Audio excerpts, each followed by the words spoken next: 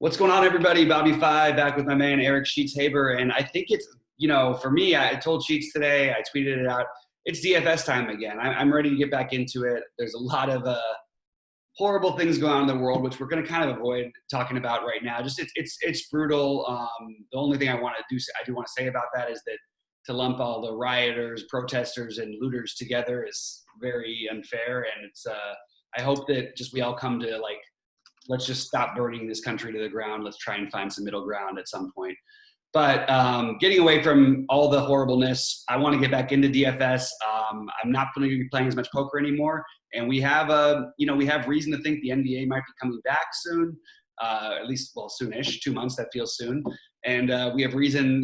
There's golf coming back next week, and we've got MMA and NASCAR, and I've been putting off getting into it, and I'm just starting my research now. So Sheets, we're gonna be back and up and running pretty soon. Yeah, I'm pumped, man. I mean, I kind of look at these things as when I look at DFS, I don't really care too much about the sport per se with respect to how to do DFS. When I say that, I mean every sport's different, which to me is kind of part of the interesting part about it is how you construct lineups for NASCAR and MMA compared to baseball, compared to basketball, compared to football. So for me, I mean, I've been kind of really getting into it. And, the different sports, again, have different levels of sweat, which is really annoying. You know what I mean? Like for example, and we could talk about this, like for me, like MMA, I'm sure that it's a really good sweat. You know what I mean? Like when you need a guy to win and you could figure out how many points you need and know all that. I just really don't enjoy watching it, Right. And I'm just kind of hoping, I don't want to say hoping, but like if I'm looking and I see that, I'm with one fight left, I have a shot. I mean, I know I'll get into it. I'll just kind of be forced to get into it. Right. I'm just so anti-violence and people beating each other up, I guess, that I just kind of cringe watching it.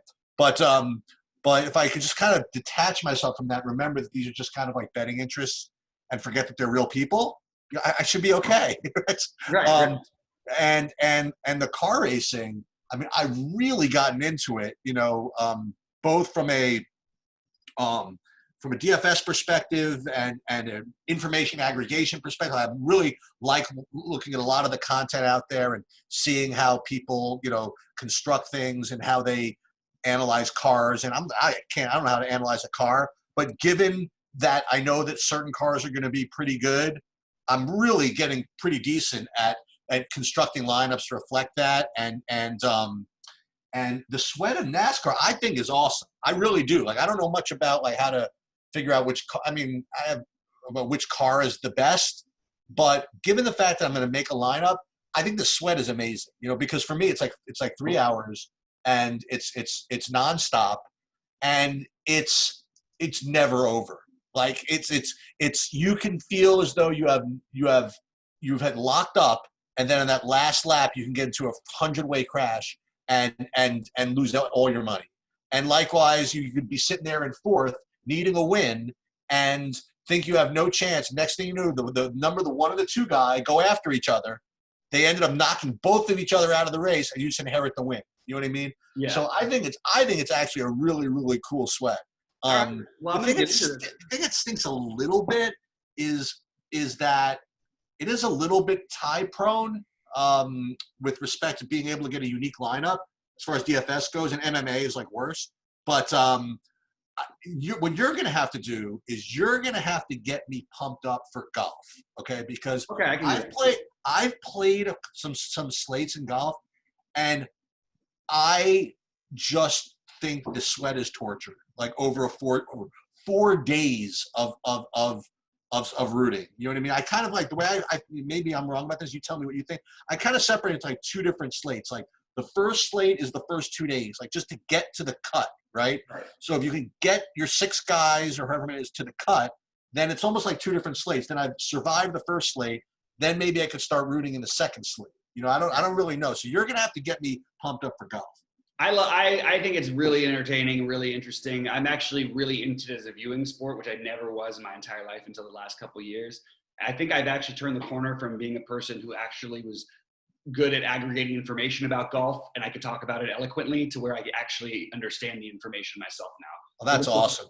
So that's what we're lacking. I mean, so we're going to be bringing you content for MMA, for NASCAR. Now, just because we aren't experts at these things doesn't mean we can't help you build lineups and make money, because a lot of this whole industry is information aggregation, how you take things the right way, trying to build unique lineups, trying to find ways to not get into 700 ways ties. I mean, I guess if you're getting in tie for first, you're always going to be okay, at least a little bit.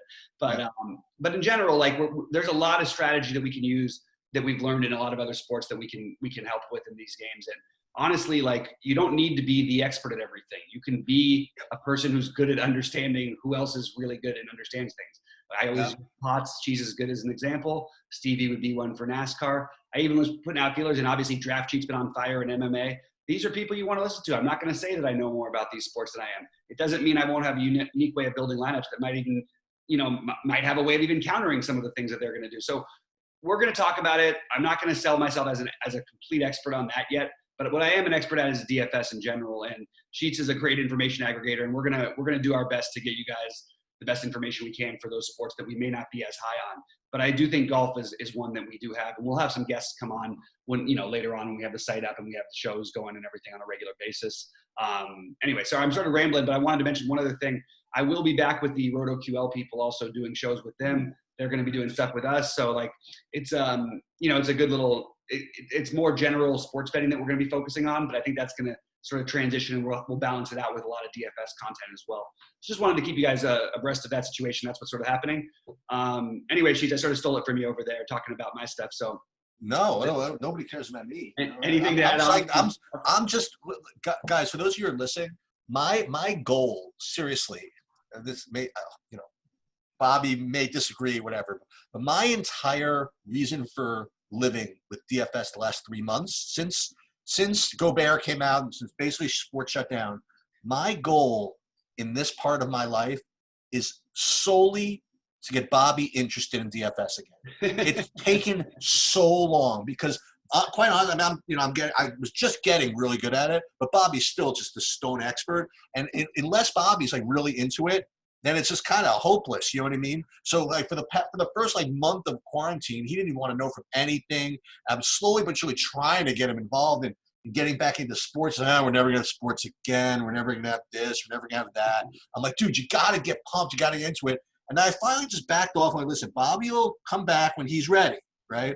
So out of nowhere, not even nowhere, I think he's seen maybe the light at the end of the tunnel with team sports. And then and he came out on his own. He's like, dude, I'm psyched again. So again, it's like any other job, whatever. If you're going to have someone do a job that they're miserable at, it's going to be terrible. So I'm kind of glad that Bobby wasn't really that into it when, he didn't want to be. But now that Bobby's back into DFS a little bit, I mean, we're going to get a little, get our feet wet with these other sports, hopefully get you guys back interested, maybe do some general DFS stuff. And then I'll tell you, God forbid it's for real, and the NBA is coming back at the end of July, which is what it apparently looks like. And God forbid baseball does come back in July. I mean, we are ready to kill people. Absolutely. That's going to be an insane amount of fun. I mean, obviously horrible reasoning, but that it all happened, but that's going to be really fun. And that is basically the word. I mean, we're waiting on the call with the owners tomorrow, right? Like, 9:30 a.m. I think it is Pacific time. So I guess that would be 12:30 Eastern. And I think that after that, we'll have a pretty good idea. Like, it should be pretty quick to know whether or not this 22 team thing is going to be accepted. I think it's a pretty fair conclusion based on the proposal that I've seen. I do feel like it's a little bit unfortunate for certain teams like the Pelicans, because everybody's saying this, they wouldn't have got them in, they're trying to get them in and all this stuff. And yeah, they got them in there, but like, they had the easiest record going forward. They had a very good chance of making the playoffs with the Memphis had the toughest schedule. They had the easiest schedule, and everything's just going to play out differently now. But they are going to be able to play themselves in, and it's going to be a lot of fun to watch. I mean, this is going to be an absolute blast, and it's going to be obviously a lot of fun to bet on. I do want to point out that one thing just about DraftKings in general that's been amazing during this, because I've kept track of things, even though I haven't been playing any DFS. I'm shocked at how many different offerings they have that are selling out, that it almost feels like from their perspective, did the sports even go away? Which, by the way, I took as a sign to buy some DraftKings stock, which has done extremely well, and I'm going to stick with it for a long time because I believe in the company. But it's pretty incredible that through this whole period, they've really been on top of it. And they've really offered people a way to distract themselves and to still keep playing when they're seemingly were none. The League of Legends being a great example, and even with the different simulated games, there's a bunch of different things that they kept people going, and I really admire that. And I'm ready to get back into the real stuff, but this other stuff is pretty real. I mean, I haven't gotten into the NASCAR and MMA in general, but people love this stuff, and they say similar things to you about the sweats, especially with NASCAR. And I'm kind of ready to get going on it, even though I might not love the sport in general as a whole. I think I could certainly get interested in it with money involved. By the way, everything becomes a little bit more interesting with money involved. I've done turtle racing in places where there's money on the turtles going, and they're all in a circle, and then whichever one's at the line. Everything can be fun with it. So I'm going to try and enjoy these other sports the same way. Yeah, I mean, I basically second just about everything you said. I want to add, by the way, just again to throw out stuff to the other content providers also, because as great of a job as DraftKings and FanDuel did to try to keep everybody engaged with whether it be some free rolls, whether it be simulated stuff, it's better than nothing, right? I mean, I think that where we were kind of, I don't want to say weak, but we didn't really launch anything yet. But I think the content providers did a pretty good job, you know what I mean, filling the time during this time. I mean, the normal big players, they really just try to keep the entire industry engaged. And that's one of the things. I don't want to go on too much of a rant, but when you see certain industry guys just kind of trash other ones along the way, it's just bad. It's bad for themselves. It's bad business. Everybody wants everybody to be into this stuff. So the more negativity, the worse it is. And I do think that people have tried to do their best to keep everybody engaged. And I will say this, for those of you who are serious players out there, I really hope that you took the time during this hiatus, or whatever you want to call it, to take care of some stuff that you otherwise didn't have time to do. Like, people say, well, I'd love to actually go over my results, but I never have time because I'm busy on the next slate. You know what I mean? I'd love to figure out what my ROIs are for in certain baseball situations, or I want to do some research on some of these pitchers, but I never have time because I have 7 other slates I have to figure out for this day. But, if you haven't taken this time to learn or to do whatever, I mean, you really don't have a lot of excuse, you know what I mean? Because there's been nothing else to do. So, Right. So I am, I do see a light at the end of the tunnel with the team sports, and it might not be exactly the same, but you know what? Building lineups is building lineups, man. And as long as there is, and I hate to curse it, I was about to say, as long as it's 9-inning games, you know what I mean? It's fun. If they really play 7-inning games, I don't know what I'm gonna. I mean, every model is gonna be just thrown out the window. Doesn't make any sense. Yeah. It's Why? not the same game. You know what I mean? I honestly don't even understand, just because the players are going to what's your real reasoning? You have expanded rosters, play other play. What do you need? It just doesn't make any sense to me. Yeah, I don't know. If But baseball is that, I am pumped. And again, we will. Out of baseball theory though, when you're done, go ahead. It's so I really believe that they're worried about playing because it will not only expose the lack of popularity, the problem with baseball is baseball relies on the in-game element, you being at the game. They make a lot of money from ticket revenue, more than other sports do. They have so many games, and the television revenues just aren't the same, except for the local broadcasting networks, which they're fine, but they don't get anywhere near the ratings of these other sports. So trying to make baseball interesting for a regular season is going to be tough. It's going to be a tough sell. And the owners of all the sports where the owners and players have issues, well, the NFL is pretty bad too, but the owners just dominate everything anyway. This is a real problem. And I do see baseball having just some issues, and it worries me. But look, if the NBA comes back, I'm going to be happy anyway. I hope for baseball. I just don't feel like I can see exactly how it works. Not at least until the sides are sort of more on the same page, and it just doesn't seem like that's happening. The one other thing is that if things look completely different in the world in 3 weeks after all these protests and everything, and things aren't really increasing in terms of infections, which I doubt is the case, but it's possible. It's warm, it's the summer, maybe that is effect. Who knows?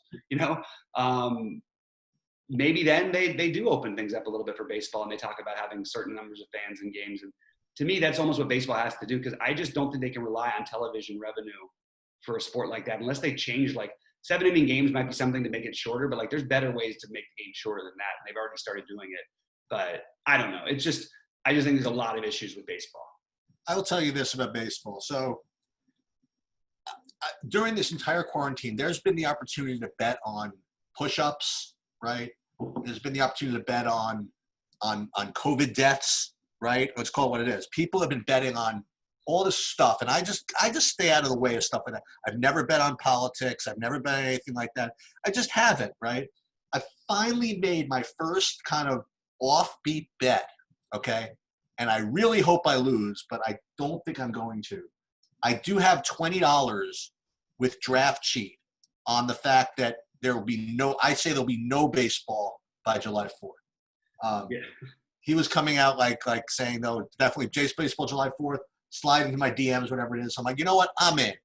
And you know what? I'm going to be rooting for myself to lose, right? Right. And it'll be my $20. He says, it doesn't matter because if there's no baseball by then, I'm not going to be able to afford to pay you anyway. You know what I mean?